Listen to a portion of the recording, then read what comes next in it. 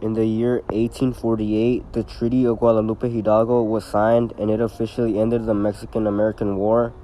It ceded a large part of Mexican territory to the United States, and the treaty guaranteed the protection of property rights and civil liberties for Mexican residents of the newly acquired territories.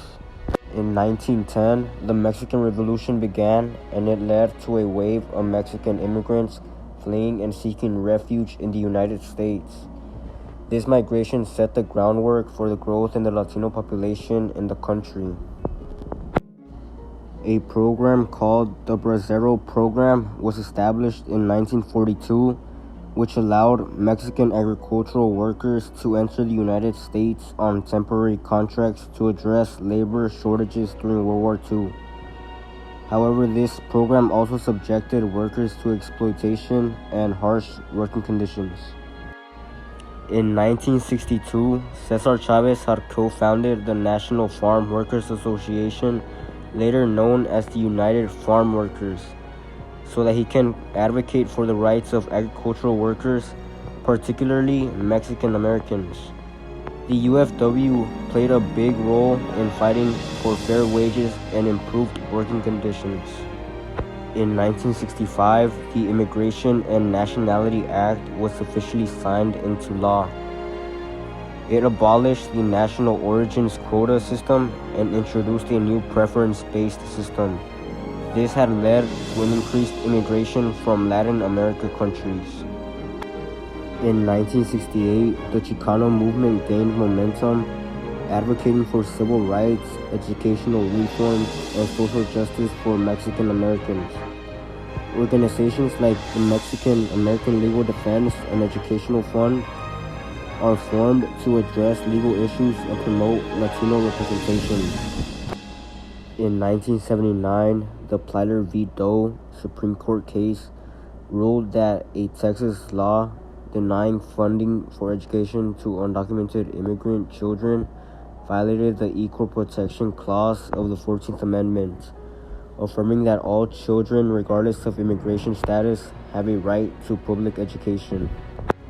In 1987, the Civil Rights Restoration Act was signed into law, strengthening civil rights protections and expanding their coverage. This legislation helped safeguard the rights of Latinos and other marginalized communities in various areas, including education, employment, and public accommodations. In 1997, in the Lulac v. Perry case, the Supreme Court ruled that Texas' redistricting plan violated the Voting Rights Act by diluting the voting power of Latino communities, affirming the importance of protecting the voting rights of Latinos. The United States Census reported a significant increase in the Latino population in the year 2000. This demographic shift highlights the growing political and cultural influence of Latinos and raises awareness of their rights and needs. In 2006, a series of protests and marches took place across the United States, demanding comprehensive immigration reform and highlighted the contributions of Latinos to American society.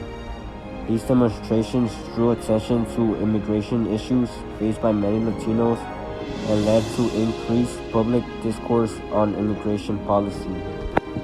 In 2012, the Obama administration introduced the DACA program, which provided temporary relief from deportation and work permits for undocumented individuals who arrived in the United States as children. DACA benefits many Latino youths, allowing them to pursue education and employment opportunities.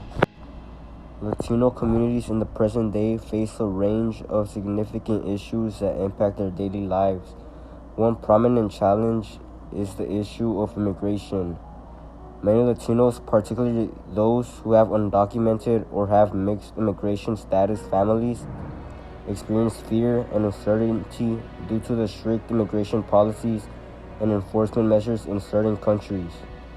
This often leads to limited access to essential services such as healthcare, education, as well as constant threat of family separation and deportation.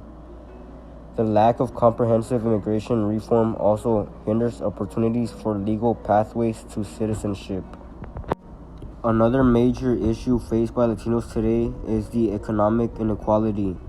Latinos often experience higher poverty rates and lower median incomes compared to other demographic groups. This disparity, compounded by factors such as limited access to quality education and employment opportunities, language barriers, and systemic discrimination.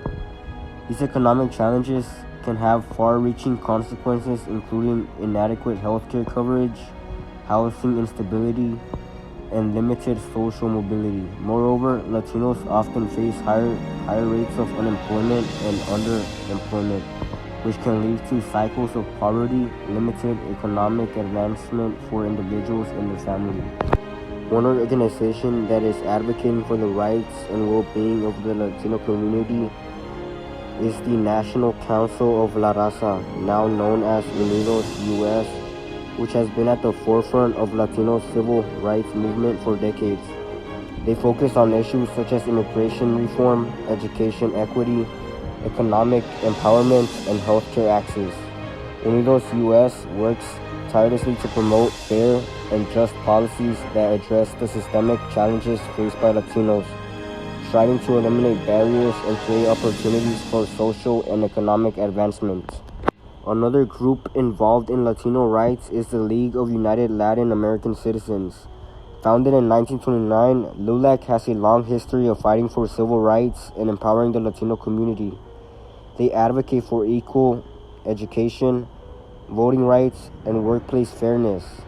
LULAC also takes a strong stance on immigration reform, seeking comprehensive solutions that uphold the dignity and humanity of immigrants.